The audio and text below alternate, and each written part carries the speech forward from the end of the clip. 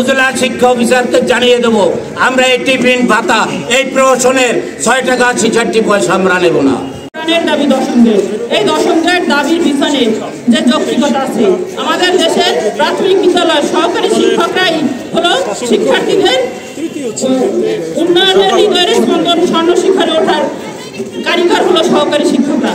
এই সহকারী শিক্ষকদের প্রাণের দাবি এক দফা এক দাবি দশম গ্রেড দশম গ্রেড দশম গ্রেড দশম গ্রেড বাস্তবায়ন হলে আমাদের পেটে যদি ভাত থাকে তাহলে আমরা স্কুলে শান্তিতে থাকতে পারি, আমাদের শিক্ষার্থীদের ভালোভাবে শিক্ষা দিতে পারি।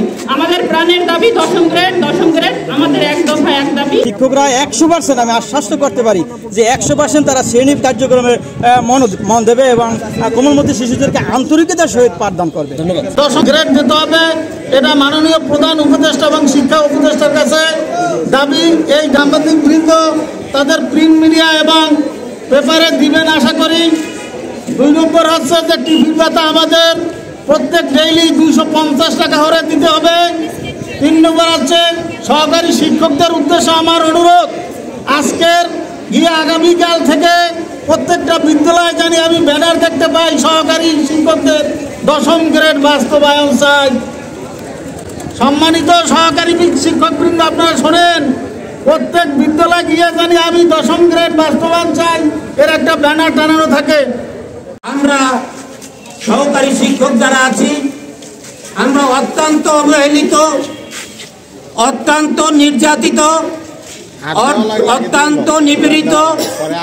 আমি সকল শিক্ষকদের প্রতি আহ্বান জানাচ্ছি, বাংলাদেশে একটি সংস্কার চলছে, এই সংস্কারের মাধ্যমে আমি সকল সহকারী শিক্ষকদের দশম গ্রেড বাস্তবায়নের লক্ষ্যে আমরা একাত্মতা সারা বাংলাদেশে ঘোষণা করেছি এবং এই দশম গ্রেড যতক্ষণে বাস্তবায়ন না হবে ততক্ষণ আমরা ঘরে ফিরে যাব না।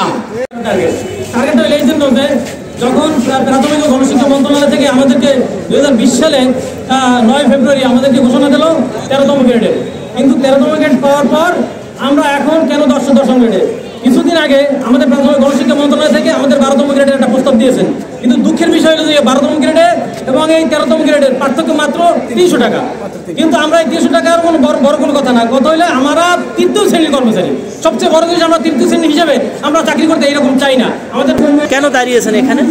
আমরা সহকারী শিক্ষকরা বেতন ভাতা এবং অন্যান্য দিক থেকে চরম বৈষম্যের শিকার। আমরা আমাদের প্রাণের একটাই দাবি, আমাদের দশম গ্রেড দেওয়া হোক, এটা আমাদের অধিকার এবং এটা আমাদের প্রাপ্যতা।